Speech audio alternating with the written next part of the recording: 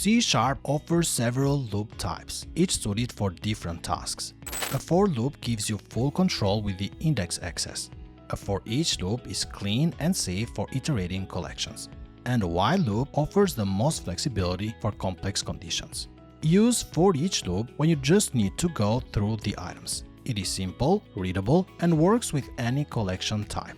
Use a for loop when you need the index for tracking position or modifying elements. Use while when you need to loop until a certain condition changes, like waiting for user input or processing data streams.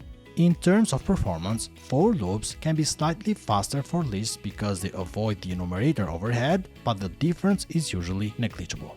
Modern compilers optimize both approaches efficiently, so readability should be your top priority when choosing.